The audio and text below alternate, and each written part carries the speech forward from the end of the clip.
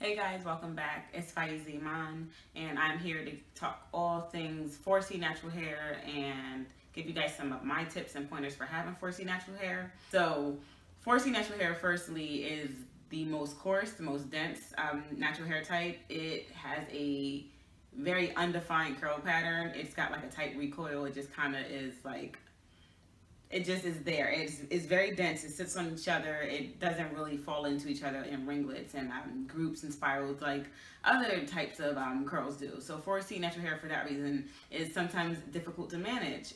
You got to put your heart and your soul behind it. You got to work for this hair. So I've spent 10 years being natural, but I've been through a million different things. I went from wearing exclusive protective styles like box braids and weaves to locks, back to exclusive weaves. Now I'm just kind of like a mix of everything, and I just wanted to share some things with you guys.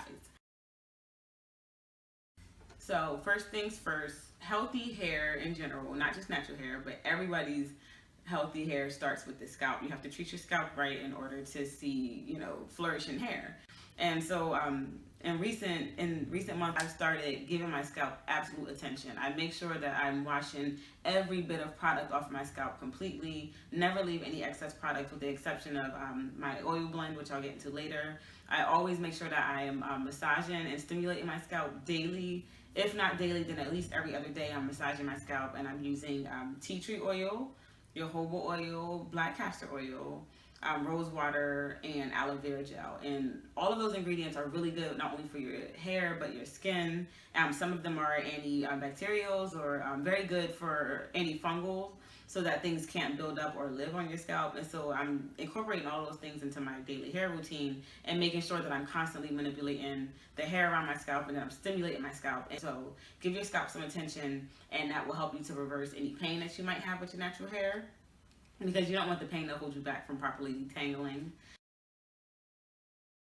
With 4C hair, you have to detangle, and not detangling your hair because you don't have a defined curl pattern. Your hair, some strands might have a different curl pattern than the next. They can't fall into each other and kind of just mold into a perfect ringlet like other things do. They pile on top of each other, and it's dense, and it continues to shrink like natural hair does. So it's constantly shrinking, and it's constantly packing on top of each other. And if your hair is not properly detangled, you will end up with mats or kinks and tangles and knots, single strand knots, and things that are really difficult to detangle. So not only will it cause you pain because you have to detangle your hair, it damages your hair because you're going to lose a lot of it if you're coming out of mats and extreme tangles, and it's splitting your ends, and it's doing all of these things that are causing your hair to break before it even has like a proper chance. So make sure that from rip you just go ahead and detangle your hair properly. I do not manipulate my hair at all if it is not moistened, if it's not wet, if I don't have oils on my hand, if I don't have something to lubricate my hair so that it is more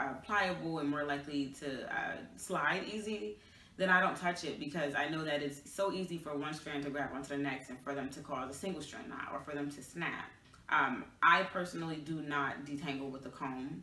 I finger detangle. I've been finger detangling since August, and if I have a knot or an extreme kink or mat, something that I can't get out with just my fingers, then I cut it out, which is why I need my ends trimmed so badly, but I'll go into that later. Single strand knots are horrible because there's nothing you can do to get out a single strand knot. Once you have it, it's done. And if there's one and you leave it, it's likely to catch on to another, and then now there's another single strand knot, or just hair that's breaking off, tangling into the knot. It's a horrible thing. If you see them, get rid of them immediately. Just do yourself a favor and cut that strand, because they really can cause big, big danger. But let your hair grow, but clip your ends. You have to. It's better to have healthy hair than have length that looks crazy. I'm guilty. This last year, I have not clipped my ends, with the exception of me just cutting off whatever is causing trouble. I've been wearing mostly protective styles since March, just kind of going on this heat-free journey and more protective styles throughout the year journey, and it's really worked for me. But so I haven't clipped my ends as much as I normally do, and you can tell because where my hair ends need to be clipped, you can see through. It's like not dense. You can see my hand through it so easily, but I have to get rid of them now that I'm wearing my hair out more, because it's so easy for them to cause damage to another piece of hair, causing more breakage. So make sure that you're clipping your hair as often as you need. So it's definitely important with 4C hair to moisturize, just like with all other hair types. It is really important to moisturize frequently and to do things to retain moisture. So I, for example, wash my hair with shampoo once a month, maybe once a month, sometimes 3 weeks, depending like how much I've been like putting in my hair. But I shampoo only once because it pretty much strips your hair of all its moisture. And throughout the week, I will put my hair back into a protective style using products that put moisture in. I never let my hair go more than 2 or 3 days without putting some sort of moisturizing product to it, because 4C hair really needs to stay moisturized in order to stay healthy, to grow, to not break off, and to flourish. And so what I'll do is put my hair in 4 ponytails or in 4 twists, and I always braid it all the way down to the very end. Make sure that I'm using liquid, oil, and cream, sealing my ends as best as I possibly can, and then I'm sleeping in a bonnet, a scarf, a silk pillowcase, something that's going to protect my hair. So I'm doing that all throughout the week.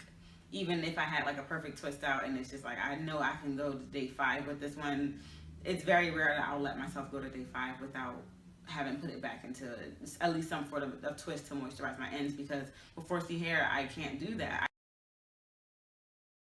Another thing that's really important, like I said, and I do it throughout the week also, is stretching your hair. And it's not for everybody. If you like your hair to be completely, shrunken, recoiled as much as it possibly can, then that's how you can wear your hair, of course. But I think that the longer your 4C natural hair gets, then you realize that it's not that easy to just let your hair shrink. I have to constantly keep my hair stretched in order for it to retain moisture. If I allow it to shrink down completely, the moisture is gone within a day, or sometimes before the day is over. If I allow it to shrink down completely, I have to put so much work into detangling that I end up losing double the hair of what I normally lose, and it's just not a healthy thing for me to do that. But I stretch my hair out in the week to 2 weeks that I go between washes. I stretch my hair out 4 times, maybe 5 times. So this is at the end. It's as stretched out as it will be before it gets washed again. But it's something that I do throughout the week, because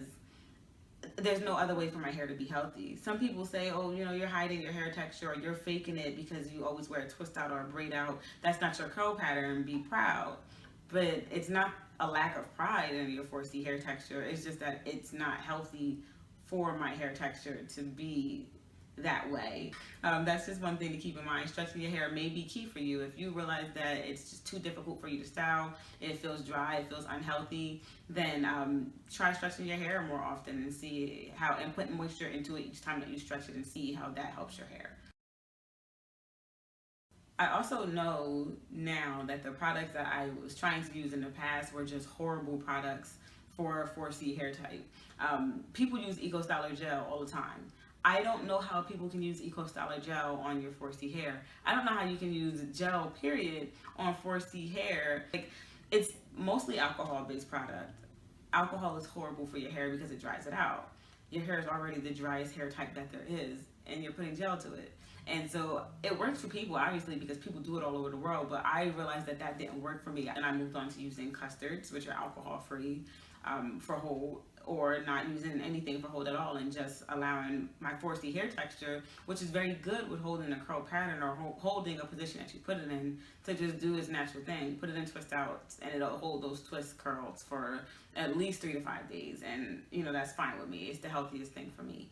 And so those are just some of my pointers for 4C hair, at least some things that I've learned.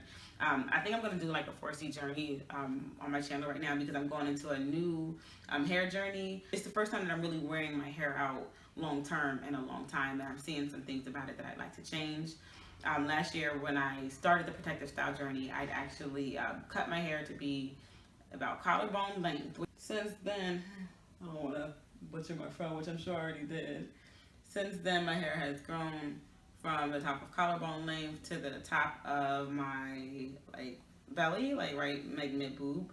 And so, yeah, I don't know. I just think that this is like a really good time to do a journey to just kind of show you guys all that I'm doing and going through. But what I'm focusing on, I'm gonna clip my ends because they need to be clipped really badly, and I'm gonna clip my ends this weekend, and then I'm going on a journey of thickening my hair, because while my hair has gained all this length, it's not even everywhere. It's like towards the ends, of course, where they need to be clipped, thinner.